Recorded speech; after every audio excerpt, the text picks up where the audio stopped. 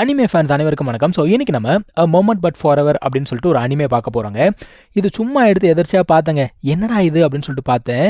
ஒரு 3 எபிசோட் பார்த்துருப்பேன். 3மே வேறு லெவலில் இருக்குது. அதனால தான் உங்ககிட்ட ஷேர் பண்ணலாம் அப்படின்னு சொல்லிட்டு கொண்டு வந்துட்டேன். ஸோ ஸ்டோரி வந்து பார்த்தீங்கன்னா 1000 இயர்ஸ்க்கு முன்னாடி ஸ்டார்ட் ஆகுது. என்ன ஆயிருக்குன்னு பார்த்தீங்கன்னா, இந்த டீமன் கிளான் இருப்பாங்கள்ல, அவங்களோட வளர்ச்சி அப்படிங்கிறத தடுக்கணும்னு சொல்லிட்டு காட்ஸ் கிளான் என்ன பண்ணுறாங்க, அவங்க எல்லாத்தையுமே ஒரு இடத்துல சீல் பண்ணிடுறாங்க. இப்போ டீமன் லார்ட் சும்மா இருப்பானா, காட் கிளான் மேலே என்ன பண்ணுறான், போர் அப்படிங்கிறத தொடுக்கிறான். அந்த காட் கிளானில் ஊஷ்வாங் அப்படின்னு சொல்லிட்டு ஒரு காடஸ் இருக்காங்க. அவங்க என்ன பண்ணுறாங்கன்னா, அவங்களோட அந்த டிவைன் ஹார்ட் அப்படிங்கிறத வெளியில் கொண்டு வந்து அதை வச்சு ஒரு டிவைன் ஹேண்ட் அப்படிங்கிறத செஞ்சு அந்த காட் ஆஃப் வார் கிட்ட கொடுக்குறாங்க. இந்த பாய்பில் சண்டை போடும்போது அந்த ஒரு டிவைன் ஹேண்டை தொலைச்சிருவானா.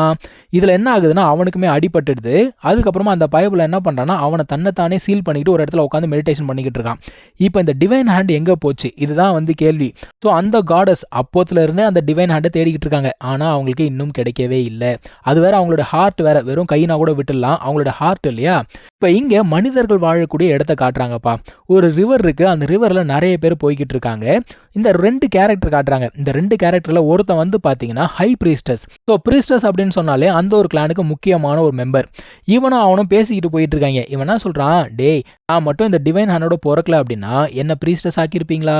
அது மட்டும் இல்லாமல் காட் இதை என்கிட்ட கொடுக்கும்பொழுது இதை எப்படி யூஸ் பண்ணுறதுன்னு சொல்லவே இல்லையே, இவ்வளோ நாள் ஆச்சு எதுவுமே நடக்கலையே அப்படிங்கிறான். ஏன்டா கத்திக்கிட்டு இருக்க, இது நம்ம கிளானோட சீக்ரெட்ரா, சத்தம் போடாதரான்னு சொல்லிட்டு இவங்க ஒரு இடத்துக்கு போகிறாங்க. அங்கே போன உடனே ஒரு செரிமனி அப்படிங்கிறத நடத்துகிறாங்கப்பா. எதுக்காக அப்படின்னு பார்த்தீங்கன்னா, காடுக்கு நன்றி சொல்லணும் இல்லையா. ஏன்னா டிவைன் ஹேண்ட் அப்படிங்கிறது இவங்க கிட்ட இருக்குது. இவங்களோட ப்ரொடெக்ஷன் அப்படிங்கிறதுக்காக காடுக்கு நன்றி அப்படிங்கிறத சொல்லிக்கிட்டு இருக்காங்க. அந்த இடத்துல இன்னொரு கிளான் வந்து அட்டாக் பண்ணுறாங்க. ஸோ இவங்க எதுக்காக வந்திருக்காங்க அப்படிங்கிறது கண்டிப்பாக நீங்கள் இன்னத்துக்கு கெஸ் பண்ணியிருப்பீங்க. அந்த டிவைன் ஹேண்டை தேடி தான் இவங்களும் வந்திருக்காங்க. கடவுள் ஒரு பொருளை கொடுத்தா ஷேர் பண்ணி சந்தோஷமா இருங்கடா, எனக்கு தான் உனக்கு தான் ஏன்டா அடிச்சுக்கிறீங்க. ஸோ நம்ம ஹீரோ வந்து பார்த்தீங்கன்னா பார்க்கறதுக்கு டம்மி பீஸாக இருந்தாலும் பயங்கரமாக இறங்கி சண்டை போடுறாங்க. அப்போது ஒரு பொண்ணை காப்பாற்றணும் அப்படின்னு சொல்லிட்டு ட்ரை பண்ணும்போது அவனுக்கு அடிபட்டுடுது. அவனால் அதுக்கு மேலே வந்து பார்த்தீங்கன்னா கண்டினியூ பண்ண முடியல. வந்தவன் என்ன பண்ணுறான்னா, அவனை ஒரே குத்தி தண்ணியில் தூக்கி போட்டுருவானா. பக்கி பயபுள்ள அவன் கையில் தாண்ட டிவைன் ஹேண்ட் இருக்கு. உள்ளுக்குள்ளே விழுந்த உடனே வந்து பார்த்தீங்கன்னா, அவன் அந்த சாகும் தருவாயில் அந்த ஒரு டிவைன் ஹேண்ட் அப்படிங்கிறது ஆக்டிவேட் ஆகுது. ஸோ அந்த டிவைன் ஹேண்டோட பவரை யூஸ் பண்ணி வந்தவங்க எல்லாருமே டிஃபீட் பண்ணி துரத்தி விட்டான்ப்பா. இப்போ இந்த டிவைன் ஹேண்ட் ஆக்டிவேட் ஆச்சு பார்த்தீங்களா. இப்போ தான் வந்து இந்த காடஸ்க்கு அந்த ஃபீல் ஆகுது. ஓகே, டிவைன் ஹேண்ட் அப்படிங்கிறது ஆக்டிவேட் ஆயிடுச்சு அப்படின்னு சொல்லிட்டு இப்போ அவங்க தேட ஆரம்பிக்கிறாங்க. ஸோ வானத்தில் ஒரு பெரிய ஒளி வட்டம் தெரியுது. அதில் இந்த காடஸோட ஃபேஸ் அப்படிங்கிறதும் தெரியுது. எல்லாருமே என்ன பண்ணுவாங்க, ஆப்வியஸாக வந்து முட்டி போட்டு ஐயோ காடஸ் வந்துட்டாங்க, நம்மளை காப்பாற்ற வந்துட்டாங்கன்னு சொல்லிட்டு காலில் விழுந்துட்டு இருக்காங்க. அவள் எதுக்காக வந்தா, அவளோட கையை தேடி வந்தா. அவள் வந்து பார்த்தீங்கன்னா அப்படியே கீழே இறங்கி வராங்க. இந்த ஒரு சீன் உண்மையாக சொல்லணும்னா வேற லெவலில் இருக்கும். ஸோ இந்த காடஸ் வந்து அப்படியே கீழே இறங்கி வந்துக்கிட்டே இருக்கா. நம்ம ஹீரோ வந்து பார்த்தீங்கன்னா வெச்ச கண்ணு வாங்காம அப்படியே பார்த்துக்கிட்டே இருக்கான்ப்பா. ஸோ இவ கீழே இறங்கி வர வர நம்ம ஹீரோ வந்து பார்த்தீங்கன்னா அப்படியே மேல் நோக்கி பறந்து போய்கிட்டே இருக்கான். ஸோ வந்தவ ஒரு வழியாக வந்து பார்த்தீங்கன்னா அந்த ஒரு கையை அப்படியே பிடிக்கிறாப்பா. 1000 வருட தேடல் ஒரு வழியாக இங்கே முடிஞ்சிடுச்சு. அந்த டிவைன் ஹேண்ட் அப்படிங்கிறத அப்படியே ஃபீல் பண்ணிக்கிட்டே இருக்கா. ஆனால் ஒரு விஷயம் வந்து பார்த்தீங்கன்னா தப்பாக இருக்குது. என்னன்னா, அந்த ஒரு டிவைன் ஹேண்ட் இருக்கு இல்லையா, இவனுடைய ஹார்ட்டோட ஃபியூஸ் ஆயிடுச்சு. ஸோ இப்போ அதை வந்து வெளியில் எடுக்க முடியாது. இது வந்து சரியான தருணம் கிடையாதுன்னு சொல்லிட்டு அவள் வந்து பார்த்தீங்கன்னா வந்த இடத்துக்கே திரும்ப போயிடறான். இந்த பயபுல பொத்துன்னு கீழே விழுந்துருச்சு. இப்போ அந்த காடஸ் வந்து திரும்பவும் போனதுக்கப்புறமா அங்கே இன்னொருத்தவங்க வந்து கேட்குறாங்க. அவங்க என்ன கேட்குறாங்கன்னா, என்ன ஆச்சு கண்டுபிடிச்சிட்டே அப்படின்னு சொல்லிட்டு கேட்குறாங்க. இவன் என்ன சொல்கிறான்னா, இல்லை அந்த கை வந்து அவனுடைய ஹார்ட்டோட சேர்ந்து ஃபியூஸ் ஆகிடுச்சு. ஸோ என்னால் வந்து அதை வெளியில் எடுக்க முடியாது, எடுத்தா அவன் செத்து போயிடுவான். அவன் செத்து போயிட்டான் அப்படின்னா இவளுமே வந்து பார்த்தீங்கன்னா இறந்து போயிடுவா. ஐயோ என்னடா பண்ணுறது அப்படின்னு சொல்லிட்டு யோசிக்கிறாங்க.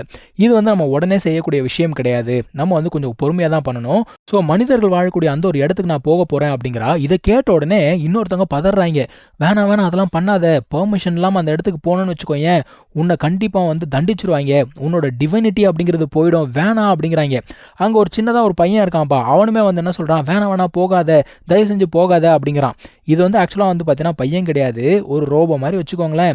இப்போ இவன் என்ன சொல்கிறா, இல்லை அந்த டிவைன் ஹேண்ட் அப்படிங்கிறத நான் தான் செஞ்சேன், இது வந்து ஈவில் பர்சன் கையில் கிடைச்சதுன்னா ரொம்ப பெரிய பிரச்சனையாயிடும், ஸோ எப்படியாவது நான் அதை கொண்டு வந்துடுறேன் அப்படிங்கிறா.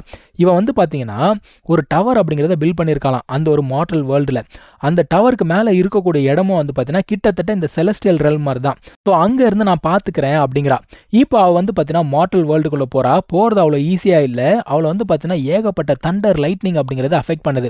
ஸோ இன்னொருத்தவங்க இருந்தாங்க இல்லையா, அவங்க என்ன பண்ணுறாங்கன்னா இவளை வந்து ப்ரொடெக்ட் பண்ணுறாங்க. இவ கையில் ஒரு பிரேஸ்லெட் மாதிரி போடுறாங்க. அதை யூஸ் பண்ணி அவளால் கம்யூனிகேட் பண்ண முடியும் போல தெரியுது. ஸோ ஒரு வழியாக மார்டல் வேர்ல்டு அப்படிங்கிறத வந்து ரீச் பண்ணிடுறா.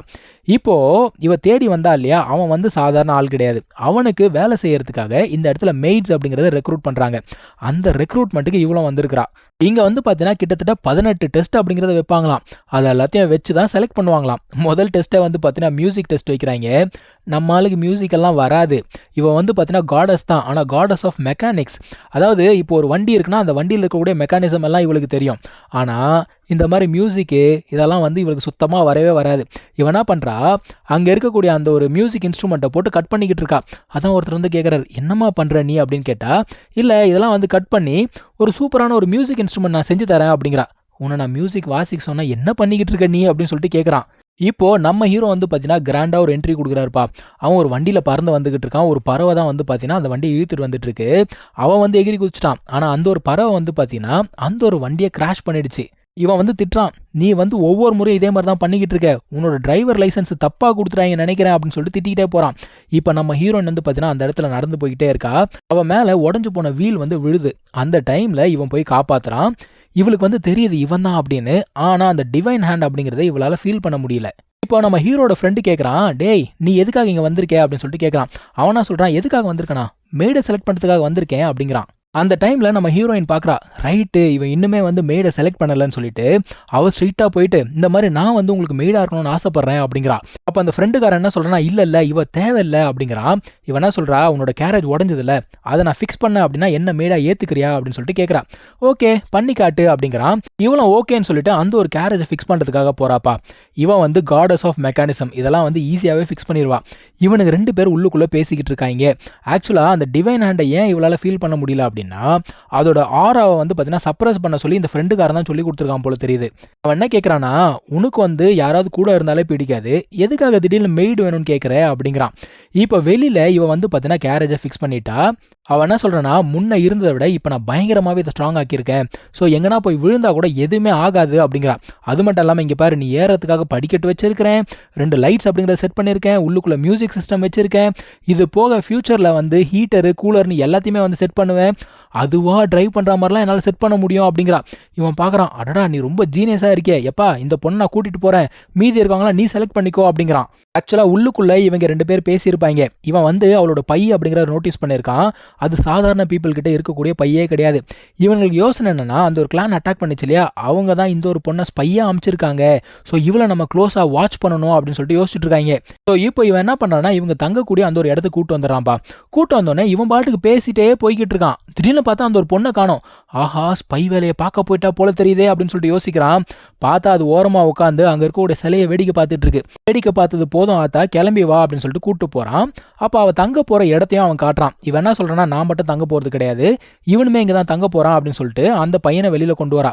இவன் அப்படியே பார்க்குறான், ஆட்டோமேஷனா இதெல்லாம் வந்து 1000 வருஷத்துக்கு முன்னாடி அழிஞ்சு போச்சேன்னு சொல்லிட்டு யோசிச்சுட்டு இருக்கான். சரி ஓகே, இன்னொரு எக்ஸ்ட்ரா பர்சன் இங்கே இருக்குது, எனக்கு எந்த பிரச்சனையும் கிடையாது, நீங்கள் பார்த்து நடந்துக்கோங்க அப்படின்னு சொல்லிட்டு அவன் பாட்டுக்கு போயிடுறான். இப்போ இந்த பொண்ணுக்கு என்னன்னா, அந்த டிவைன் ஹேண்ட்லேருந்து எந்த ஒரு எனர்ஜியுமே வரல இல்லையா, அது எப்படியாவது வெரிஃபை பண்ணணும் அப்படின்னு சொல்லிட்டு யோசிச்சுக்கிட்டு இருக்கா.